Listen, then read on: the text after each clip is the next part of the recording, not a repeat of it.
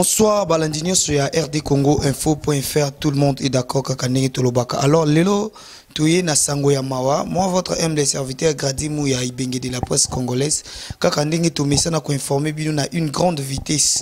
Alors, Lelo, Touye lisusu devant vos postes télévisés, na ba téléphone na bino même sur vos ordinateurs pour na ko informer bino liwa ya moko kati ya ba artiste ya BCBG na kombo ya cellulaire na sibinu nyoso boyebi cellulaire tant na zolo ba cellulaire azali animateur oyo aningisa Congo na kati ya orchestre ya BCBG oyo tolobi ya Papa Chéri Bina Dama. Alors mokolo lelo cellulaire atiki biso voilà naza vraiment na kati ya parler na ngande bozomona donc ba bengi ngai mbangu Gradi Mouya pour retourner information et tout vérifier information parce que biso tolinga te ko pesa information oyo toyebeli mutuna makolote.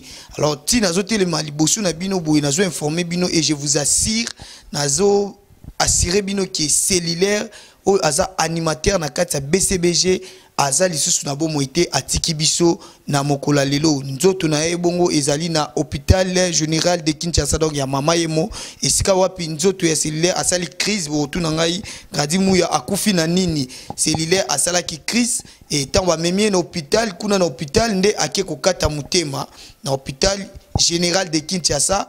Donc, ex-maman et Mundenge Tulobaka. Alors, restez toujours connectés, branchés dans le site Nabino rdcongoinfo.fr. Nde Tulobaka, tout le monde est d'accord. Nde Bokoye, Bamasolo, Nyonso, Ndenge et Kokumba Melanga Nabino Tukutani. À la prochaine. Merci beaucoup.